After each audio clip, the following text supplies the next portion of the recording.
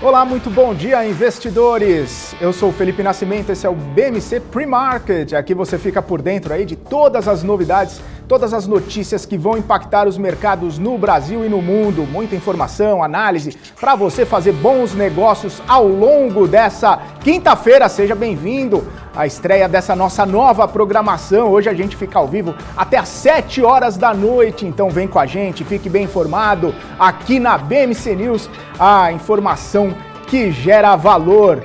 Essa quinta-feira começa ainda repercutindo o resultado da inflação, divulgado ontem pela IBGE. O índice acelerou mais do que o mercado esperava e acabou mexendo com as estratégias dos investidores, inclusive fazendo alguns economistas já projetarem uma elevação um pouco mais agressiva da Selic na próxima semana. A gente lembra que o Copom vai se reunir na semana que vem para definir os novos rumos da política monetária brasileira. E já existe aí a sinalização de subir 0,75 ponto percentual, mas talvez chegue até a 1 ponto percentual na próxima reunião da semana que vem. Falando na agenda, aqui no Brasil, ela está um pouco fraca e sem muitos eventos, importantes. Já no mundo, a gente tem a repercussão do Banco Central Europeu sobre a política monetária e também o PCI americano, que é a inflação aos consumidores lá nos Estados Unidos. E a gente monitora tudo isso ao longo da nossa programação. Só lembrando aqui que o Banco Central Europeu já divulgou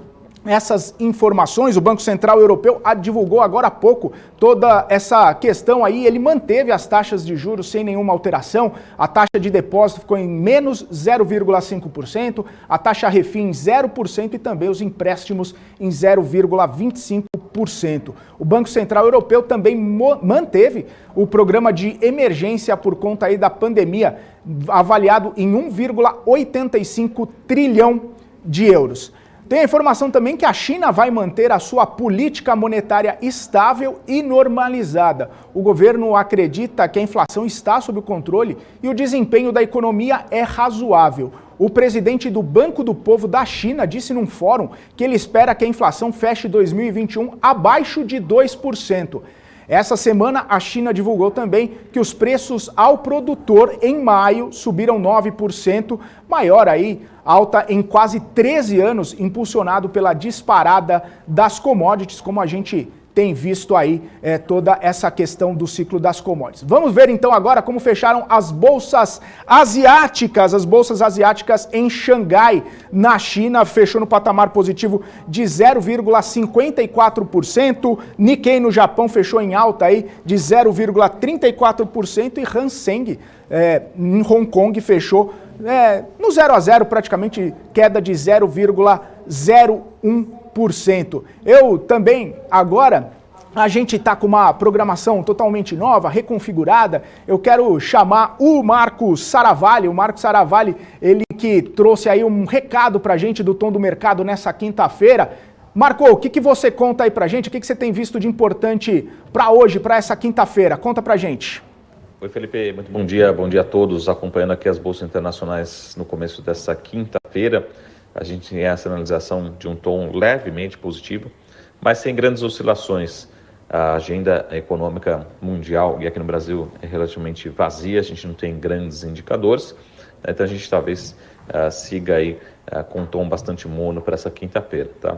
O mercado continua repercutindo com foco total nos índices de inflação, tanto aqui no Brasil, que foi divulgado recentemente, e também nos Estados Unidos. A grande preocupação por aqui realmente é uma inflação que acabou vindo acima das expectativas, e a incerteza se o Banco Central deverá ou poderá seguir com um tom um pouco mais negativo, ou seja, subir um pouco mais a taxa básica de juros ao longo desse ciclo de aumento da taxa básica de juros, aumento da Selic. Alguns economistas já projetam a taxa acima de 6%, algo próximo de 6,5%, no fim desse ciclo. Essa é a grande preocupação no curto prazo, tanto a inflação no Brasil, como também a inflação mundial em algumas principais economias. Tá? Mas a leitura em relação à atividade que tem sustentado as bolsas pelo mundo e também por aqui, é que realmente tem vindo uma boa recuperação econômica, e a boa notícia de hoje vem do lado corporativo, a Petrobras informando as suas vendas de diesel principalmente, que tem uma relação muito grande com o PIB, com a atividade econômica, superando o crescimento de 17% em relação ao mesmo mês do ano passado, né? Mais um indicador que pode mostrar que realmente a gente pode ter um bom segundo trimestre, né, e que a gente pode ter revisões para cima, né, do PIB e também do lado corporativo, né, revisões para cima da expectativa de lucro de todas as companhias, em destaque a Petrobras, tá bom? Esses são os principais indicadores. Estamos acompanhando também as criptomoedas, que vem apresentando boa recuperação nessa quinta-feira, depois de grandes quedas aí nos últimos dias, tá bom? Esses são os principais destaques do dia. Continuamos otimistas com o Ibovespa, mas hoje deve ser um tom relativamente morno para os investimentos em ações em destaque, para as grandes ações blue chips, tá bom? A gente vai acompanhar. Dólar também a gente não deve ter nenhum grande comportamento, né? Deve ser um dia relativamente perto da estabilidade, e juros vai acompanhar muito de perto a reação a esses índices de inflação, tá bom? Então, um ótimo dia a todos. Até mais. Tchau. Oi, Felipe. Muito bom. Valeu, Marco Saravalli. Valeu, muito obrigado aí pelo tom do mercado nessa quinta-feira. Tem a informação aqui que o investidor estrangeiro entrou com 1,2 bilhão de reais na B3 somente na última terça-feira. No acumulado nesse mês de junho, o estrangeiro entrou com 9,15 bilhões de reais na Bolsa e ao longo do ano o saldo é positivo em mais de 40 bilhões de reais. Vamos ver então agora como ficou o fechamento da Bolsa Brasileira. Nessa quarta-feira, o índice subiu aqui 0,09%, fechando aos 129.907 pontos. As mais altas foram Localweb, Hering, Suzano e também Uzi Minas. E fechando nas maiores quedas aí, tivemos Iguatemi, Magazine Luiza, Multiplan e também a Ultrapar, fechando aí as maiores quedas, isso dando a movimentação da Bolsa de Valores nessa quarta-feira, e a gente já nessa expectativa de como vai ficar aí a Bolsa nessa quinta-feira. Eu quero ir novamente aí com o Marco Saravalli, ele trouxe um gráfico bastante interessante aqui sobre, sabe aquela velha discussão, crescimento e valor? As empresas de crescimento, growth, as empresas value, enfim, Marco Saravalli trouxe um gráfico aí analisando toda essa questão. Vamos ver o que ele trouxe aqui pra gente. Oi, Felipe, muito bom dia. Acompanhando esse gráfico aqui, a gente consegue ver uma discussão muito grande que teve no ano de 2020, né, e continua nesse ano de 2021, que são as ações conhecidas como growth, né, versus aquelas ações conhecidas como value. É uma grande discussão em relação à rotação que acontece, né, nos Estados Unidos e tem acontecido também no Brasil. Então a gente viu no ano passado, né, no ano de 2020, uma forte valorização daquelas ações que têm alto crescimento, né, em destaque aquelas ações de tecnologia, tá? Então nesse gráfico, quanto mais alto o gráfico, né, mais caros estão as ações de growth, né? E a gente tem uma média. Então a gente tem duas leituras. Primeiro, esse gráfico ele consegue explicar um pouco do desempenho, né, inferior, né, de algumas ações do setor de tecnologia, particularmente, aquelas ações que têm muito crescimento implícito, um desempenho abaixo da média aí nesses últimos meses, nesse ano de 2021, e também aquelas ações de Value Invest, algumas delas mais ligadas à economia real, né, que a gente diz, não só nos Estados Unidos, mas aqui no Brasil também, tendo um desempenho melhor. Então, a gente está vendo essa rotação, de certa forma, em alguns setores, nos Estados Unidos e no mundo, mas ainda está longe da média, ainda está acima da média. Então, talvez esse movimento pode continuar até buscar a média, né? Seria um padrão aí desde 1980, nessa relação mais próxima entre o valuation, a avaliação das empresas growth em relação às empresas value, mas realmente esse movimento, grande parte dele já aconteceu ou está acontecendo. Realmente elas se valorizaram muito no ano de 2020 e agora as ações consideradas value vêm ganhando espaço ou vêm se valorizando mais, até com uma relação de desconto, né, como a gente tinha visto ao longo do ano de 2020 principalmente, tá bom? Então esse foi o gráfico do dia, é uma relação medida por um indicador chama-se PI, preço sobre lucro, né, projetado em relação às ações growth comparada às ações value, tá? Então lembrando, quanto mais alto, mais caro as ações growth em relação às demais consideradas value, tá bom? Esse é o nosso gráfico do dia. Até mais! Valeu, Marco Saravalli. Daqui a pouquinho também a gente vai conversar com o Guga Almeida. Já vou pedir para o Guga ficar aqui já preparado. Mas antes eu quero só agradecer todo mundo que está mandando o seu bom dia aqui pra gente no nosso chat aqui no YouTube. E lembrando também que a gente tem o nosso chat aqui, a nossa programação está estreando junto com o nosso portal bmcnews.com.br. Lá você acompanha a nossa programação, lá você consegue também participar com o nosso chat, você consegue mandar sua mensagem, você consegue deixar o seu alô, fazer sua pergunta para os nossos convidados. Então eu peço para vocês irem lá para o nosso portal, para vocês darem uma olhada em como ficou o nosso portal, trazendo sempre as melhores informações. E a gente tem o nosso player lá, né, onde está passando a programação ao vivo. Hoje a gente começando por volta das 9 horas da manhã, indo até às 7 horas da noite. Uma programação bastante extensa e bastante completa. Quero deixar aqui o meu bom dia para o Rui das Neves, Sandro Figueiredo, olha só quanta gente, que maravilha. Edu Mancini, o Jorge Chagas, Elcio Santos, Maiara Maciel, o Rafael, a Magna Nunes está por aqui também, um abraço para você, o Hamilton, Orestes Comerlato, Peter Santana, Karen Kaksur, tá por aqui também, um abraço para você, Césio Schultz, Ananda Vasconcelos, oi Ananda, bom dia para você, o Shigeyuki, Larissa Valdívia, Larissa, bom dia Larissa, tudo bom? Maiara, o Paulo Queiroz, o Arthur, o Antônio Ricardo também, o Fabrício, o Yuri, o André Magalhães, Murilo Falcão. Nossa, quanta gente, muito obrigado a todos vocês que ficaram aí nessa expectativa dessa nova programação aqui da BMC News e estão por aqui, o Rafael Barata, o Oswaldo Gomes, Danilo Venturini, o Alexandre Seiber aqui também. Oi, um abraço para você, quanto tempo, hein? Emerson Duarte, Valdeberg Falcão, José Carlos também, o Lucas Santos, Ana Beatriz, Jeremias, o Rogério, Hélio Batista, o Alan Veríssimo e a Rosimeire.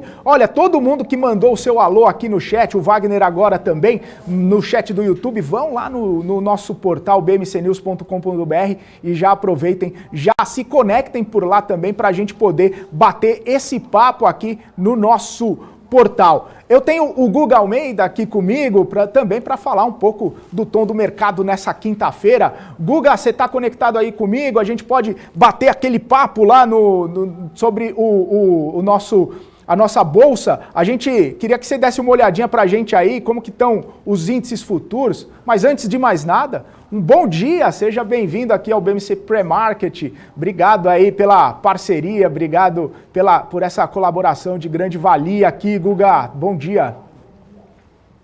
Bom dia, Felipe. Bom dia, pessoal. Que bom que estamos começando uma nova programação e dando atenção, né, para esse ponto de pré-abertura dos mercados. É extremamente importante. Acho que muitos investidores vão se beneficiar e muito desse programa, que de fato vai preparar todo o mindset deles para poderem tomar suas decisões ao longo do dia, da semana, enfim, ao longo do período que eles forem se manter como investidores. Maravilha. Ô Guga, tava dando uma olhada nos índices aqui, né? Os índices, o índice brasileiro aqui tá subindo, o índice futuro, né? Tá subindo cerca de 0,4% e ontem a gente fechou em elevação aí de 0,9. Como que você vê essa questão aí depois daquela correção, né? A gente chegou nos 131 mil pontos, aí teve aquela correçãozinha e ontem e hoje parece, aparentemente, já em elevação, né, Guga? Sim, Felipe, eu de certa forma continuo otimista com esse movimento do mercado. Acho que tem uma mensagem no mercado muito boa de mudança de patamar junto com uma mudança de sentimento do mercado. Quando tu vai estudando os ciclos econômicos como um todo, existe uma fase que é uma fase de alívio. E eu acredito que a gente está nessa fase de alívio, não tem um otimismo, não tem uma euforia ainda. A gente começou o ano de 2020, na verdade, com um freio de mão bem puxado. E se nós pararmos para pensar o tom que vinha se conversando a respeito das bolsas, né, o tom dos principais analistas e também dos economistas era de uma mensagem, de certa forma, pessimista. Né? Tinha-se dúvida sobre a questão da retomada das atividades e essa questão da inflação estava muito pulsante. Acaba que começa a vir os resultados, e aí tu começa a perceber que os resultados estão vindo acima das expectativas, e isso mostra que, de fato, analistas e economistas eles estavam, de certa forma, com um tom pessimista em função de todo o contexto, e é aceitável isso, Felipe. que se tem esse tom, de certa forma, pessimista. E como os resultados eles vêm acima das expectativas, a gente consegue medir e perceber, né, pelo comportamento do mercado, que de fato a gente está tendo uma sensação de alívio. Parece que aquele peso de que os isolamentos sociais, que o coronavírus ia ser um problema que, poxa, tu não enxergaria um final para eles, a gente está percebendo que as coisas estão mudando. Então, esse tom um pouco mais otimista, um pouco de alívio, né, um pouco mais otimista, obviamente, né, tem trazido fluxo para os mercados. E uma retomada da atividade, é óbvio que vai vir junto com inflação. Não dá para a gente ser também ingênuo, né, imaginando que essa inflação não estaria presente e encarando ela como se a gente estivesse em um outro contexto, de uma outra época, com uma inflação alta. Não, poxa, a gente está vindo aqui de um período onde as economias elas foram muito impactadas por questões de isolamento social, algo que, poxa, a gente não tinha convivido com isso. Então é normal que essa inflação venha. Eu acho um pouco precipitado imaginar que a gente vai... os dados de inflação vão fazer com que o Banco Central mude de opinião na sua decisão da semana que vem. Eu acho que é um pouquinho botar palha em fogo, só dar uma aumentada assim, na tensão, mas, de fato, a gente tem que entender que todas as decisões dos bancos centrais, do Banco Central lá atrás, vai demorar 6 meses para gerar efeito de fato. Então, a primeira elevação de juros ainda não gerou impacto na economia real, gerou impacto nos mercados financeiros. Mas o mercado financeiro, a bolsa de valores, ela, querendo ou não, ela antecipa movimentos da economia real, e não o contrário. Então a gente precisa meio que só sentar um pouquinho, senão a gente fica dando muito foco para coisas que não vão impactar de fato no resultado ali do investidor. Então, só para a gente entender. E se a gente for olhar os futuros agora, Felipe, Dow Jones subindo 0,33, S&P subindo 0,14 e Nasdaq caindo 0,19, mostrando que esse foco nas empresas de valor, ou seja, naquelas empresas que estão na economia real, e gerando resultado agora no presente, elas estão no foco dos investidores como um todo. Então, as empresas de tecnologia que, querendo ou não, elas conseguem ser mais flexíveis e conseguem crescer num ambiente como nós tivemos em 2020, agora elas estão sofrendo um processo de ajuste, de correção. E aquelas empresas que estão gerando valor, que estão alinhadas com essa retomada da atividade, elas estão aí no foco dos investidores. Maravilha. Ô, Guga, o dólar também está recuando hoje, né? A gente vê essa questão das bolsas em elevação, as bolsas subindo, os futuros subindo e o dólar caindo aqui no Brasil, né? Como é que você vê essa situação aí? Você acha que tem espaço para o dólar cair mais um pouquinho? Eu lembro que eu vi aqui, dei a notícia do investidor estrangeiro chegando, né, investindo mais aqui no Brasil, colocando mais dinheiro por aqui. Já são mais de 40 bilhões ao longo desse 2021. Como que você vê essa questão do estrangeiro, do dólar caindo por aqui? Felipe, o que a gente tem que entender em relação ao dólar é o seguinte, tá? A gente está num ciclo de alta de commodity, e um ciclo de alta de commodity, Brasil sendo um grande player desse mundo de commodity, a gente tem que entender que num ciclo de commodity tu tem fluxo de capital entrando nesses países, porque tem uma compra mais intensa, e os preços das commodities vão subindo, então acaba que a moeda desses países tem a tendência de valorizar. Okay? O dólar ele foi para a região dos R$6 em função do movimento de coronavírus, e foi potencializado em função de todas as incertezas que nós tivemos aqui dentro do Brasil, muito alinhado com questões políticas. Então o dólar foi lá para cima. Só que quando a gente olha o mundo todo,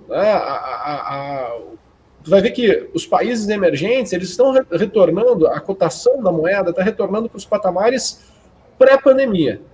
Okay? Quando a gente volta e olha para o patamar pré-pandemia do nosso dólar, o dólar estava R$4.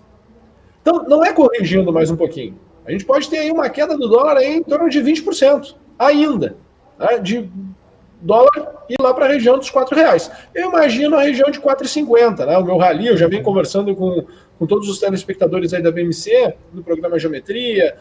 Hoje, às 11h30, eu vou estar também conversando com a Paula e com o Marco. Né? Eu venho já falando que, na minha cabeça, o dólar tem espaço para ir para 4,50. Tá? Na minha cabeça, na minha análise. Né? O dólar tem espaço para ir para 4,50. Então, sim, eu sou, assim, tô otimista. Né? Acredito que o mercado tem espaço para poder ter mais um rally em torno de 10% e atingir a região de 145? Sim. Entendeu?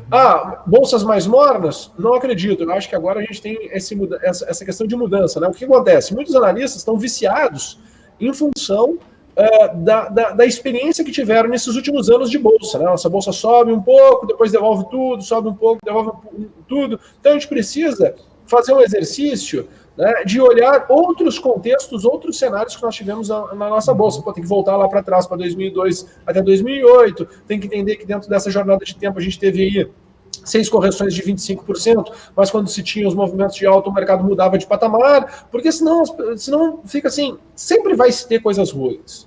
Né? Se tem aí correções de 20%, 25%, como aconteceu lá de 2002 a 2008, 6 eventos que fizeram isso, é porque tinham cenários negativos. Mas o fluxo, né, que é o que importa de fato, né, o fluxo e as tendências, apontam que a gente tem aí uma grande possibilidade do mercado, né, destravar valor e ir para um patamar mais alto, né, com o passar do tempo, com os analistas e os economistas ficando mais otimistas, eles vão começar a ter um outro ângulo de percepção e vão fazer outro tipo de análise em cima dos gráficos, vão procurar outras justificativas, né, e o investidor, né, vai ir percebendo isso ao longo do tempo. Eu sei que é difícil, quando tu está no olho do furacão, né, tu conseguir enxergar esses pontos positivos. Né? Eu sei que é difícil, por quê? Porque ninguém quer perder dinheiro, ninguém quer errar a sua análise, ninguém quer errar seu investimento. Mas o investidor tem que aprender a tomar risco, e tomar risco é exatamente isso, é colocar numa balança os prós e os contras em cada um dos momentos, cada um dos ambientes. Maravilha, então, Guga, obrigado pela sua participação aqui, a gente se vê amanhã, novamente, aqui no BMC Pre-Market e, claro, daqui a pouquinho você vai estar com a Paula Moraes, com o Marco Saravalli, batendo um papo aqui no BMC News. Valeu, Guga, um abraço, até amanhã. Valeu, pessoal. Tchau, tchau, até logo. Tchau, tchau. Bom, só lembrando todo mundo que está aqui com a gente inaugurando essa nova programação e inaugurando também o nosso portal. Eu já vi que tem gente aqui comentando. Quem está aqui, o Yuri está por aqui, Yuri Cordeiro, o Pedro, o Luiz, o Daniel, o Emerson, Rui das Neves, aqui no nosso portal, o Lincoln, a Letícia, o Carlos Guzoni está por aqui também, a Nicole. Enfim, você que está nos acompanhando no YouTube, vai lá para o nosso portal, vai acompanhar a nossa programação lá no nosso portal, assista a nossa programação e também já dá uma olhada em todas as notícias que movimentam o mercado financeiro. Bom, eu vou ficando por aqui no nosso pre-market e eu quero desejar a todos um ótimo dia, uma ótima quinta-feira e vocês ficam agora com a Paula Moraes comandando o BMC News. Eu volto amanhã às 9 horas da manhã com todas as notícias que vão influenciar o mercado aqui no Brasil e no mundo. Forte abraço, tchau, tchau!